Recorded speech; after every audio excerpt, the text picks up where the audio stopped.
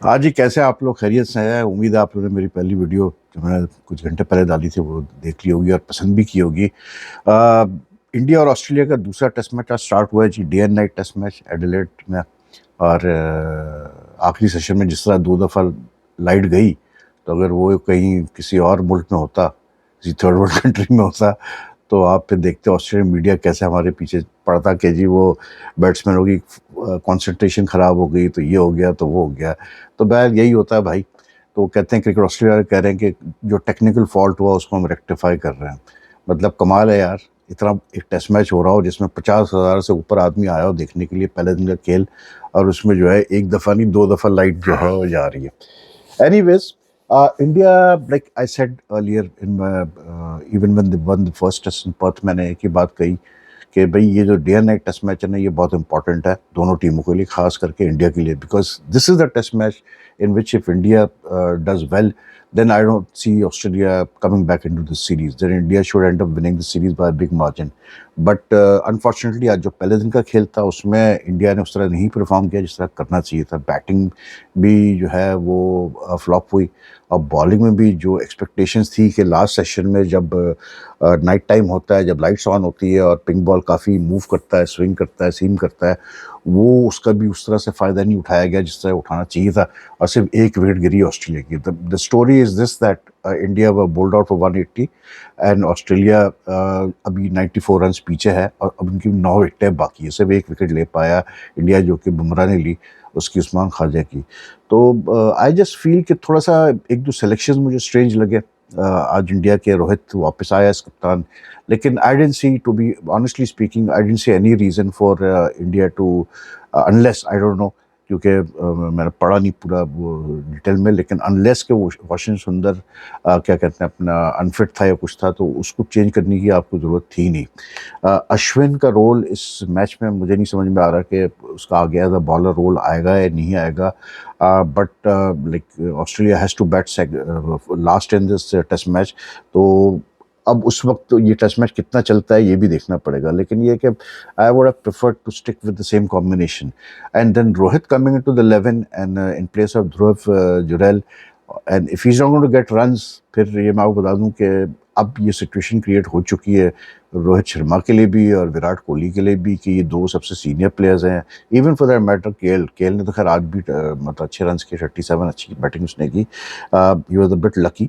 लेकिन again you know like basically if senior players like Kohli and Rohit are not going to get runs in these important test matches, और वो फिर किसी खास करके जब वो खेल रहे हो मतलब कुछ डिजर्विंग ऐसे लड़कों प्लेयर्स की जगह जो के बिल्कुल आराम से प्लेइंग 11 में खेल सकते हैं, तो फिर उंगलियां तो उठेंगी, सवालात भी उठेंगी। आज जिस तरह कोहली आउट हुआ, I mean after so much exposure, after getting 100 in the last innings, मतलब इन पर्थ, अब ये डिसमिसल इतने बड़े बैट्समैन का नहीं है यार। मतलब इतना तो आपको जजमेंट होनी चाहिए कि कहाँ अपने बॉल को, मतलब कहाँ बॉल आपके, मतलब you should know very off stump is, इतने क्लोज टू द बॉडी पे आप जो है अगर उसको एज कर रहे हैं तो इसका मतलब आप लाइन नहीं पिक कर रहे हैं स्टार्क की। एंड सिमिलरली वही मतलब रोहित का भी था एबट के खिलाफ। तो हालांकि आज रोहित नीचे भी आया बैटिंग करने के लिए, तो थोड़ा सा डिसअपॉइंटिंग परफॉर्मेंस, थोड़ा सा क्या, I would say a big disappointment from India because they won the toss, and you know like they should have been in a position where they were calling the shots. लेकिन now I'm not saying this test match is over by any means, ऐसा कुछ नहीं, test match अभी भी open है, कुछ भी हो सकता है। लेकिन बात वही है कि कल जो है दिन में बैटिंग शुरू करेगा ऑस्ट्रेलिया, तो उनको एक एज तो मिलेगा, क्योंकि डे नाइट टेस्ट मैचेस में यही चीज़ कही जाती है कि जी डे लाइट में आसान होता है बैटिंग करना, और फिर जब आप अंडर लाइट्स फेस करते हैं बॉल को, तो फिर क्योंकि मौसम भी थोड़ा चेंज होता है, कूलर हो जाता है, तो थोड़ा डिफिकल्ट हो जाता है। लेकिन we saw the Indian batting collapsing in daylight today, तो यू नेवर नो कि इंडिया के नॉट बॉलर्स के नॉट से कम बैक। ऐसा नहीं है कि बुमराह ने बुरी बॉलिंग की, बहुत इकोनॉमिकल उसने बॉलिंग की, और शुरू में तो बिल्कुल लग ही नहीं रहा था कि ऑस्ट्रेलिया ये ऑस्ट्रेलियन टीम है, इसलिए क्योंकि इतना वो फंस फंस के खेल रहे थे और इतना स्लो खेल रहे थे। It was just like they were just hanging on, you know, कि बस किसी तरह से सर्वाइव कर जाओ वहाँ पर। यानी कि लेबिशन भी आया तो उसको पहला जो है रन 18 गेंदों के बाद मिला, फिर वो मैक्स फिनी था वो लकी था, उसका एक कॉट बिहाइंड निकल गया, लेकिन वो भी जो है मतलब ही वाज जस्ट मतलब अभी भी he has not been very impressive to be very honest, मतलब एजेस वेजेस ज़्यादा उसके लगे हैं, लेकिन वो भी जो है मतलब रन्स उससे भी नहीं होके दे रहे थे। एंड में आके जब थोड़ा सा मतलब प्रेशर रिलीज हुआ और जब दोनों विकेट पे काफ़ी देर रहे लेबुशन और मैक्सवेनी, तो फिर उन्होंने थोड़ा सा रन्स करना शुरू किए। That is why they got to 89 by close of play. But initially तो they were struggling, they were just there just surviving. और मतलब हर्षित राणा ने 5 ओवर में सिर्फ 6 रन दिए हुए थे।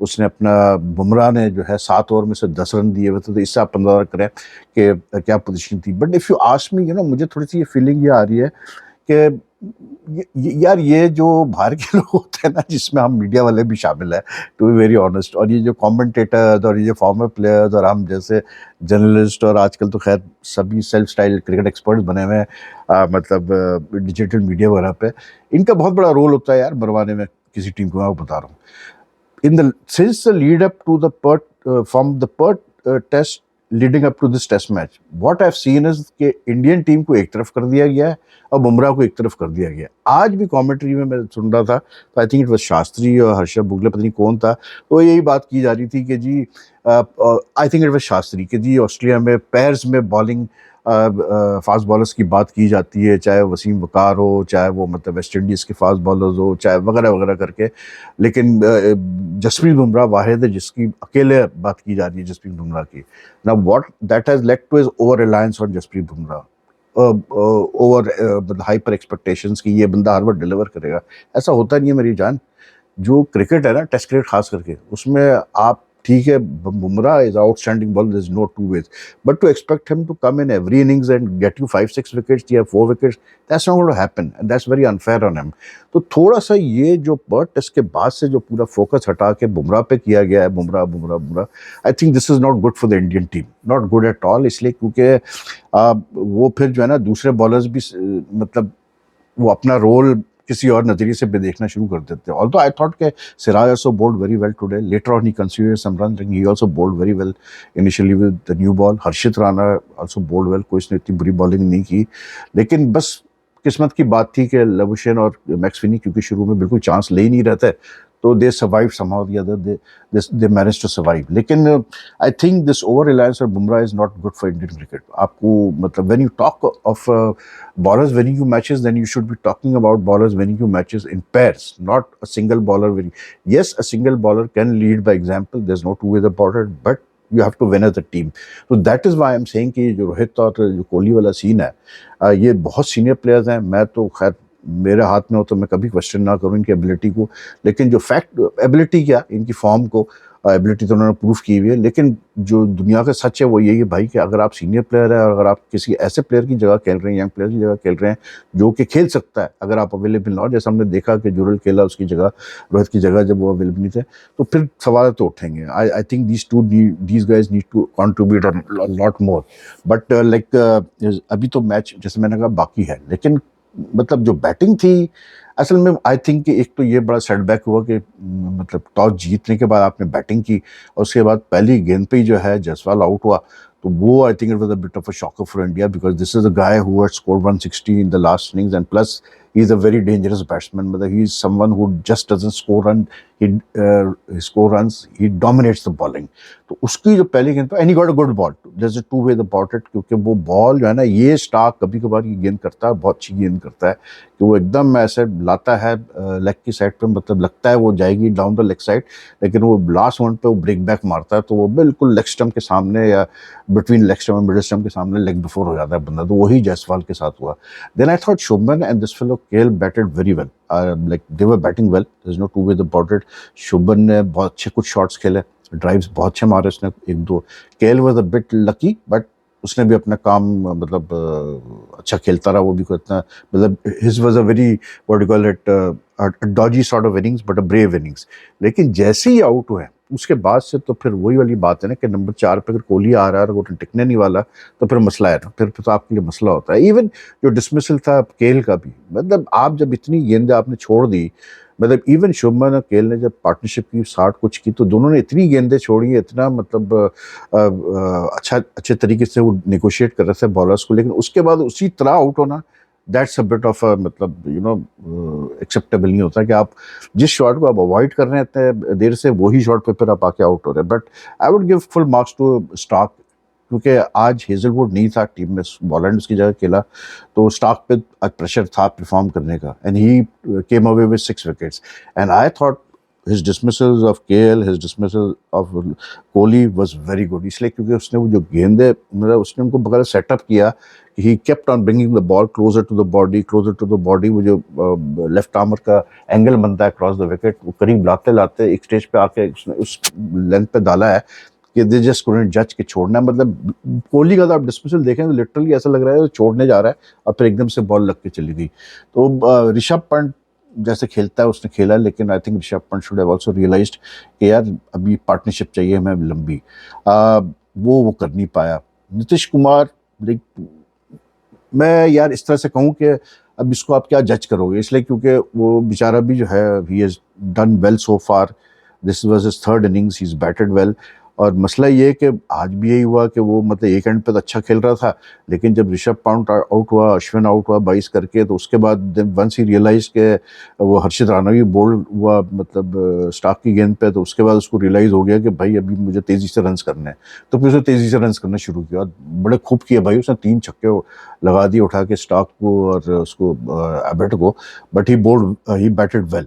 मतलब ही और एक तो जो उसने रिवर्स मारा है ना उसको बॉलैंड को, वो तो बड़ा कमाल शॉट खेला है उसने, मतलब टूवर्ड्स फाइन लेग।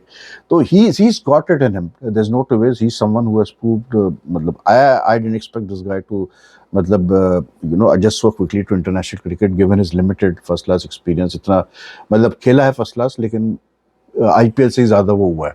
लेकिन you can't blame him in the sense, क्योंकि जब उसके सामने कोई स्पेशलिस्ट बैट्समैन है ही नहीं, वो अपने सामने विकटें गिरते देख रहा है, तो जब उसने देखा टैलेंट ज़्यादा आ गया तो उसने कहा चलो यार चांस लेके देख लो। तो उसी वजह से इंडिया 180 तक पहुंच भी गया, क्योंकि प्रीवियस टेस्ट में तो फर्स्ट इनिंग 150 पे आउट हुए थे, तो 180 तो इंडिया ने कर लिए। लेकिन he could like if he had कोई एक दो और स्पेशलिस्ट बैट्समैन के साथ होते तो ज़्यादा बेहतर होता। लेकिन कंसिस्टेंसी इंडिया को चाहिए अपनी बैटिंग में।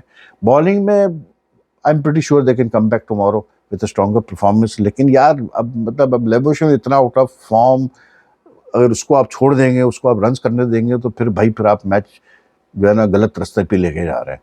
तो अभी तो मैं नहीं कहूँगा कि ये मैच जो है पूरा ऑस्ट्रेलिया के हाथ में आ गया, लेकिन हाँ हम ये ज़रूर कह सकते हैं कि ऑस्ट्रेलिया ने डोमिनेट किया पहले दिन का खेल, and they have done well. अगर इंडिया लास्ट सेशन में 2-3 विकेट ले लेता तो then this would have been even nil, but that didn't happen. But let's see, interesting test match, और बॉल मूव हुआ है, सब कुछ हुआ है। और समटाइम्स आई थिंक जैसे अभी न्यूजीलैंड और इंग्लैंड के टेस्ट में मैं देख रहा था, जिस तरह से हैरी ब्रुक्स ने 100 किए when all the wickets were falling around him, और उसने और पोप ने जिस तरह पार्टनरशिप की, उस टाइप की पार्टनरशिप चाहिए थी ऋषभ पंत और इसके दरमियान नीतीश कुमार के दरमियान, तो फिर बात बनती, तो फिर स्कोर जो है 200 से ऊपर जाता, आराम से 250 तक भी जा सकता था। लेकिन ब्रुक भी भाई क्या प्लेयर है यार, वो भी खूब कमाल शॉट्स खेलता है। एंड वो मतलब ये T20 में आप देखें कितना मतलब ओवरऑल मॉडर्न डे क्रिकेट ने कितना माइंडसेट चेंज किया हुआ है यंग बैट्समैनों का। नीतीश कुमार, हैरी ब्रुक, और because they belong to the मतलब न्यू जनरेशन ऑफ प्लेयर्स, तो they are not afraid to take risk. वो मतलब आराम से अपना हटके जो है फास्ट बॉलर को टिका देते हैं उठा के एक्स्ट्रा कवर पे, और मतलब लॉन्ग ऑफ पे छक्के मार देते हैं। तो मे बी क्रिकेट ज़्यादा एक्साइटिंग हो गई उसकी वजह से, मतलब ये जो चेंज आया है। लेकिन it was good to see such a big crowd at Adelaide, कि मतलब 50,000 से ऊपर आए लोग देखने के लिए, तो that's good for test cricket. और बाकी यार आज पाकिस्तान जिम्बाब्वे का जो मतलब जो आखिरी T20 इंटरनेशनल हुआ कल, उसमें काफ़ी लोग, मैं देख रहा था मैसेज उधर आए हैं कि ये देखिए जी हार गए और ऐसा हो गया और वैसा हो गया। और भाई बात ये है कि यार इट्स अ यंग टीम। कल भी जो इन्होंने टीम खिलाई है, मैंने तो मैच देखा नहीं टू बी वेरी ऑनेस्ट, लेकिन वो लास्ट ओवर में जीता है जिम्बाब्वे। लेकिन बात वही है कि यार कल भी चेंजेस थी, उसको मतलब अरफात मिनास को भी चांस दिया, साहबजादा फरहान को भी चांस दिया, तकरीबन 3-4 चेंजेस करके खिलाएं, तो फुल स्ट्रेंथ टीम तो खेल भी नहीं थी पाकिस्तान की वैसे भी। सुफियान मुकीम ने फिर अच्छी बॉलिंग की, जो मैं फिगर देख रहा था। लेकिन I mean it's no big deal to me यार, अगर आप एक टीम बना रहे नहीं तो भाई आप यंग प्लेयर्स को खिला रहे हैं, तो फिर आप तैयारी कर लें मेंटली कि आप कुछ मैचेस हारेंगे, ऐसी कोई बात नहीं है। लेकिन फिर इंटेंशन होना चाहिए आपके कि आप टीम बनाने जा रहे हो। ये नहीं कि मतलब अगर 2 दफ़ा हार गए तो फिर आप घबरा गए, तो जैसे हमने देखा कि वो फिर बाबर रिजवान जो है T20 स्क्वाड में शामिल कर लिए गए।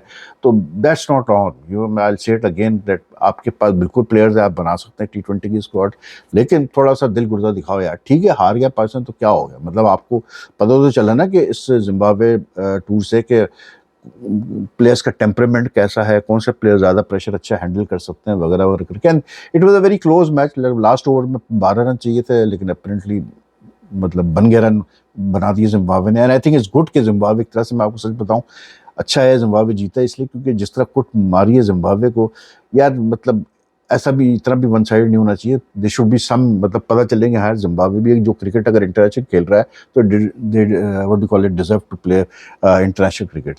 बाकी यार चैंपियंस ट्रॉफी का अभी तक कोई ऐसी खबर तो आई नहीं है आज भी।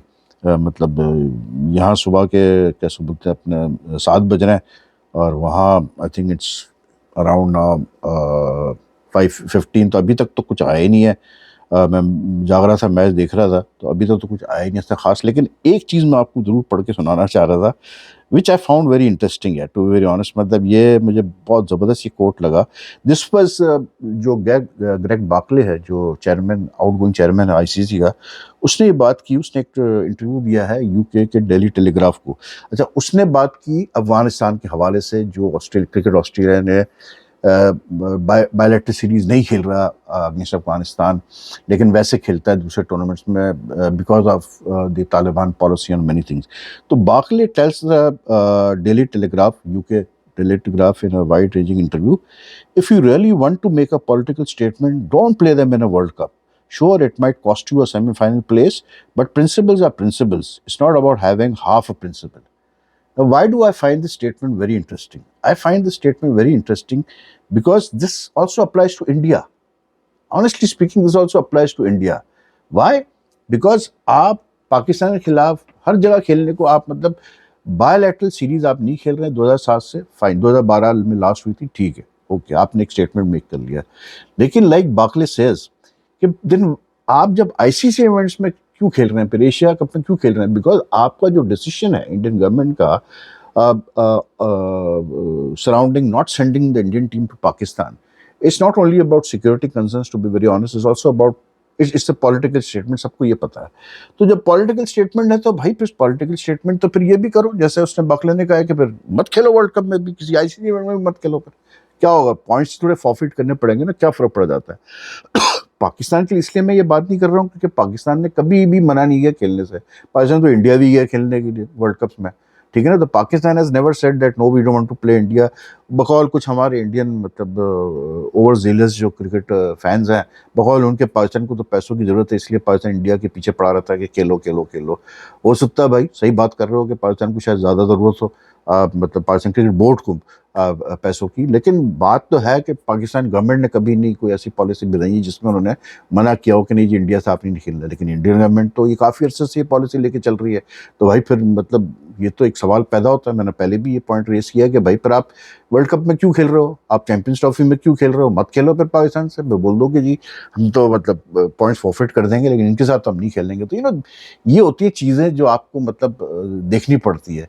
बाकी एक चीज़ मैंने बड़ी इंटरेस्टिंग नोट की, मतलब मैं उस पर अभी बात नहीं करूँगा, लेकिन वो मैं कल ज़रूर उस पर बात करूँगा अगली वीडियो में। व्हेन ये जो जय शाह का आज आईसीसी में हेडक्वार्टर में बकायदा एक ब्रीफ, उसको प्रॉपर एक वीडियो रिलीज़ की, जय शाह ने खुद रिलीज़ की एक वीडियो, और भी आईसीसी की तरफ से भी रिलीज़ हुई, him being welcomed and all. I talk about that because I may be wrong, लेकिन मैंने अभी जो एक चीज़ नोट की मुझे वो बड़ी अजीब सी लगी वो बात, इसलिए क्योंकि आईसीसी जो बातें करता है उसके बिल्कुल वो बरखिलाफ थी वो बातें, वो बात हुई है। तो anyway I talk about in the next video.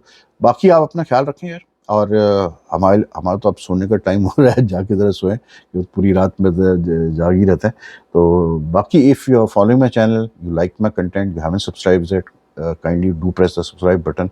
Also press the bell icon button so that you get the latest notification updates whenever I upload a video. The more you like and share this video, it helps channel grow, and your comments are most welcome. So take care जी, फिर आपसे मुलाकात करते हैं। अल्लाह हाफ़िज़।